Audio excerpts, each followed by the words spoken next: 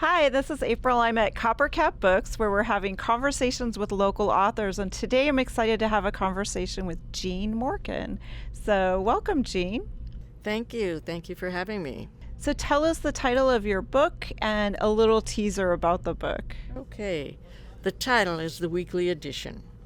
And this book is inspired by a true event, which in the 1940s, my mother's brother was editor of a small town newspaper.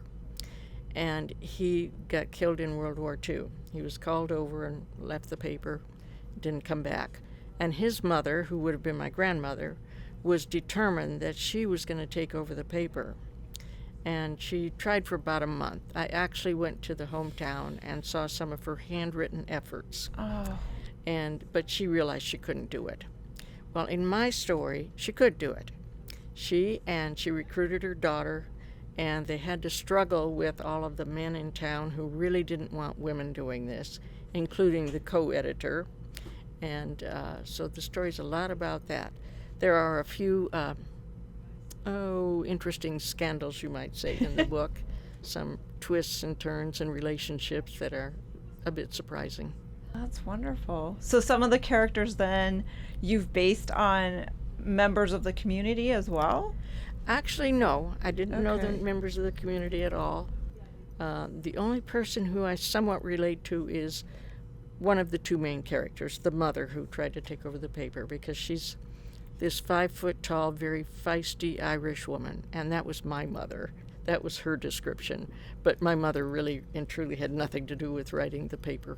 Well, it sounds like such a fun, cozy read and, kind of giving a snapshot of the era and of the times. And It has a lot to do with things that went on post-World War II, the POW camps in the Midwest, the conflicts between some of the German residents in town and those who had been living there forever, many who were of Irish background. So just a lot of interesting conflicts that are based somewhat on reality. so, what were some of the challenges you found in writing the book? Oh my. For one thing, to start with, I knew nothing about newspapers, so I did get in touch with a couple of women who had worked for the Review Journal here in town, and they gave me their insights, and one of them who had done some work in the Midwest as well, way back in somewhat the era of this book. Oh, So that's that was very helpful to get that behind me. And also just to go up and see what that area of the country is like. And I went, and I still have relatives in Iowa, and I went and spent some time with my sister. We drove around to some of the small towns and had a good time doing it. Had to learn a lot that way. Now, if I recall, when you came today for the book signing, you mentioned you grew up in Iowa as well, right? That's right. So did you draw on some of your own personal experiences then too, a little bit? Or? A little bit, as far as knowing what my mother's hometown area was like and where her family lived, and a lot about their roots there. So yes, I did. And there's one part, because it takes place in a fictitious town, in a small town in Iowa, there is some connection to Omaha, Nebraska. Oh, okay. And I had lived there for a while, so I remembered some of that and some of the different places.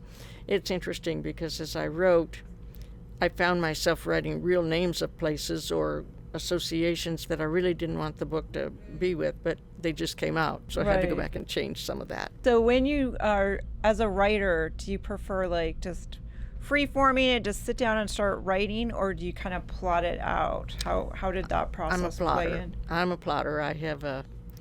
I use an outline, and I pretty much know the end of the book before I start.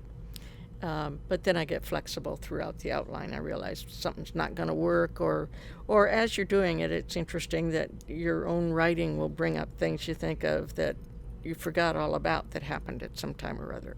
So as I'm doing that, then I might expand my story beyond the outline. How long, can I ask, did the whole process take? Years, many Oh, years. really? Oh, it really did. Yeah. And partly because I would stop and start and stop and start. But like when I took the time off to go back and tour some of those small towns, that took a while. So yeah, several years, as a matter of fact. And I have written smaller things before, but never anything of this size. So, and then you write it, and you have to rewrite it, and you edit it. And it took a long time. And did you choose to go, for other writers that might be listening to this, did you choose to go to the route of self-publishing, or did you use a platform? Talk a little bit about that. I did what you would call self-publishing, but I found a publisher who actually put it in the format to put it online and put it in Amazon or put it on Ingram Spark. They call it self-publishing, but I mean, he had a lot to do with that. And I hired a professional editor as well. Oh, okay. So there's a lot that goes into it. I think we're very well worthwhile. Right, right. And I know I overheard briefly, you're part of a writers community as well. Yes, I am. Here in town, it's the Sun City Anthem Authors Group. I also belong to a group in California near where I used to live, and I've worked with both of those. And then I'm in a couple different book clubs, so Oh, I good. spend my time reading and writing. So were these individuals and associations with like the book club and the writing group, did those add some help in the whole process, do you feel, or? Probably the most helpful. Well, I got my beta readers out of my book clubs. So I had 5 women who read it, 4 for my book clubs, and 1 was a sister-in-law who always told me to write a book. Oh, So cool. I got feedback from them, and then, of course, start all over and redo things again. And the writing community that I belong to in Northern California gave me interesting things about the publishing process. So what happens when you hit a roadblock? Talk a little bit about roadblocks, or maybe tips for writers if they're struggling, what things that may have worked for you, or? Sometimes I think it helps to just put it down for a while, and if you want to get back to it right away, be sure you're out taking a walk, something like that, or meet with other friends who are writers. Even though you're not discussing your book, you might be discussing the process. That helps me, but a lot of times it's just sit down and don't get out of the chair till you finish another page. Right, right. Yeah. So what's in the future? Are you working on something else? Actually, several people have said, well, what happens to these characters in here? So I am sort of working on a sequel to this. Oh, nice. I'm in the outline stage, and a couple of my writer friends dropped by here today, and we talked about some things in their process. So it would be, I think, helpful to discuss it with other writers. Right. Just kind of get it organized.